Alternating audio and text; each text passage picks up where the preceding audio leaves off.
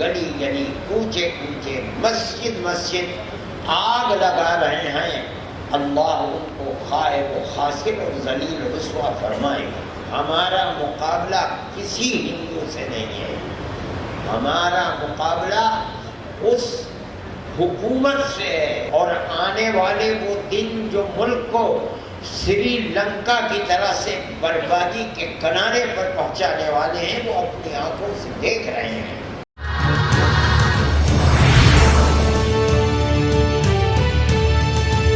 میں آپ حضرات کے سامنے اس بات کو رکھنا ضروری سمجھتا ہوں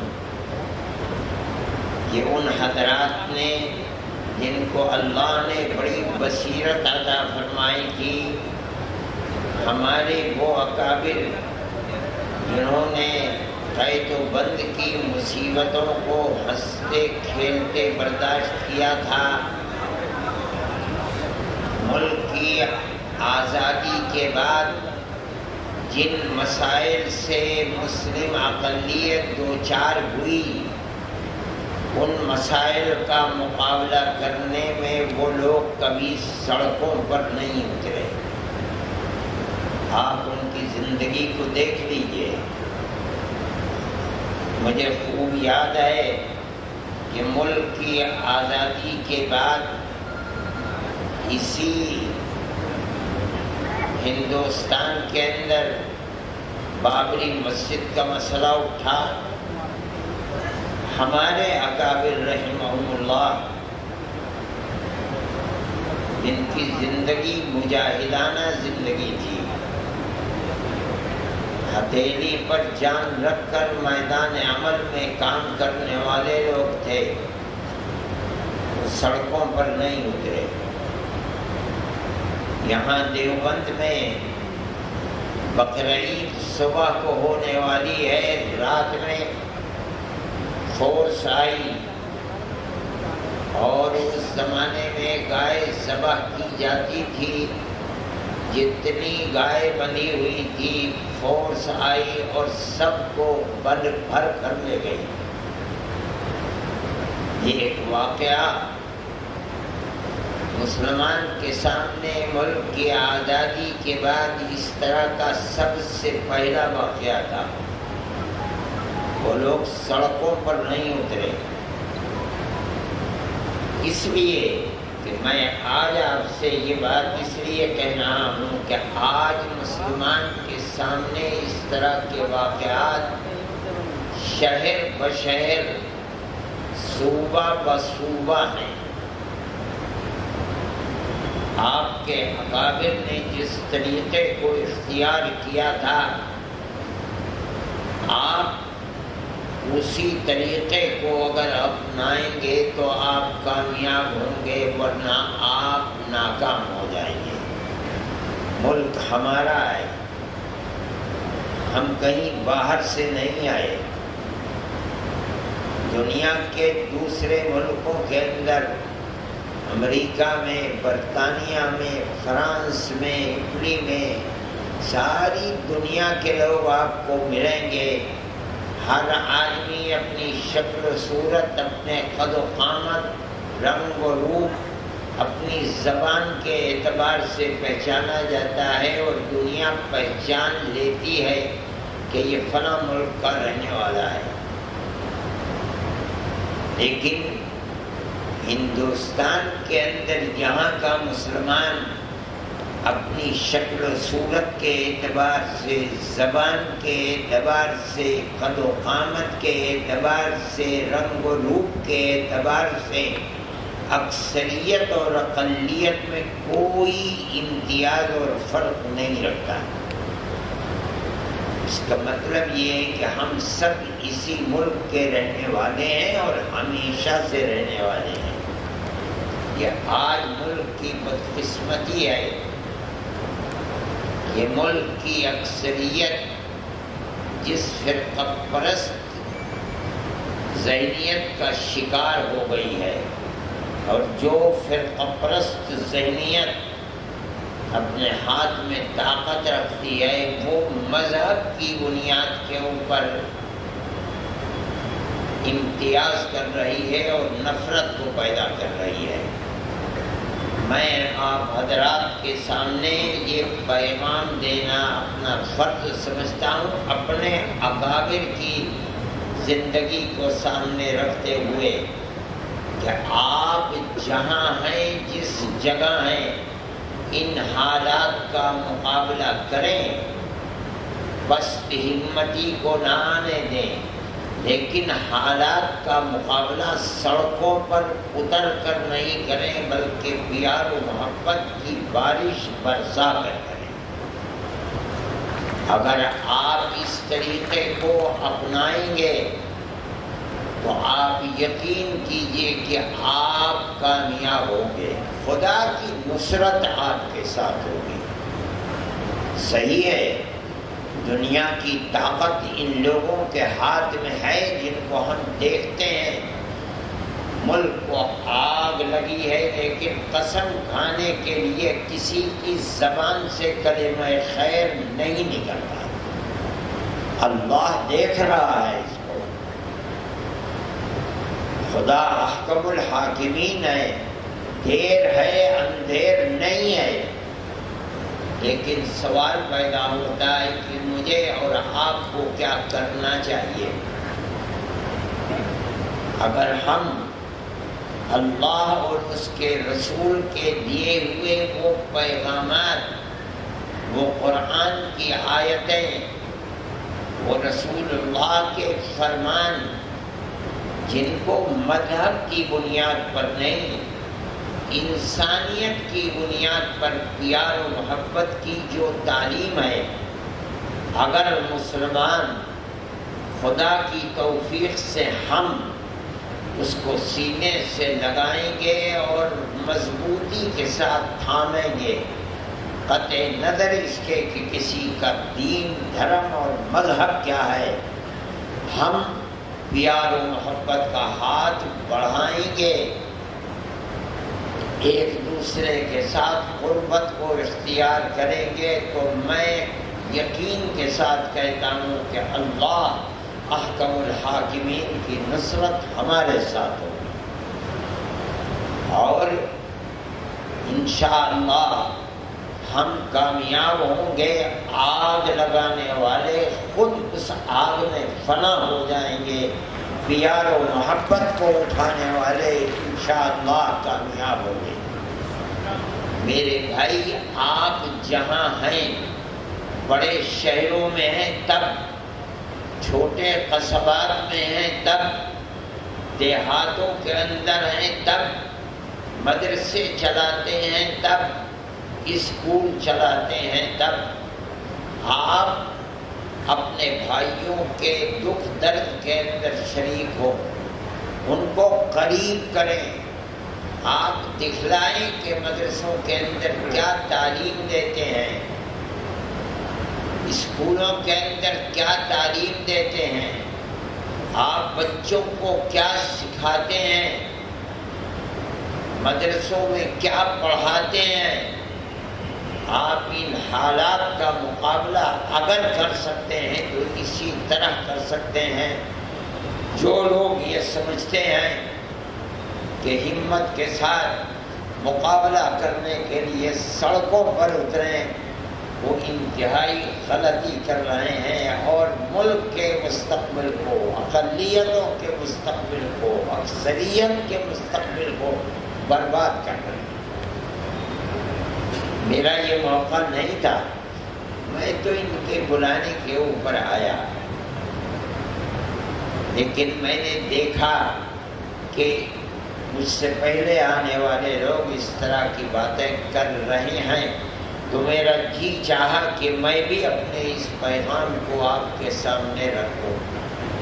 یہ چاہتی ہے دنیا، ارباب اقتدار چاہتے ہیں کہ کسی طرح مسلمان ہندو کے مقابلے کے اوپر، اقلیت اکثریت کے مقابلے پر سڑکوں پر آ جائے اور باہم ہاتھا پائی ہو۔ میں یہ کہتا ہوں کہ مسلمان اس کو لکھ لے کہ اگر کسی ایک جگہ بھی مسلمان یہ کرتا ہے تو میں کہتا ہوں 100% کہتا ہوں کہ وہ فرقہ پرست ذہنیت کو تقویت پہنچا رہا ہے۔ اپنے اندر حوصلہ پیدا کیجیے، ہمت پیدا کیجیے اور پیار و محبت کی فضا پیدا کیجیے۔ ہمارا مقابلہ کسی ہندو سے نہیں ہے، ہمارا مقابلہ اس حکومت سے ہے جو حکومت لوگوں کو استعمال کر رہی ہے اور ملک کے امن و امان کو برباد کر رہی ہے، آگ لگانا چاہتی ہے اور مذہب کی بنیاد کے اوپر آگ لگانا چاہتی ہے۔ ہم اس کے مقابلے کے اندر کورٹ میں جائیں گے، ہر کورٹ میں جائیں گے، لوور کورٹ میں جائیں گے، اپر کورٹ میں جائیں گے، سپریم کورٹ میں جائیں گے، ہائی کورٹ میں جائیں گے۔ ہم امن و امان، عدل و انصاف کی دہائی دیں گے۔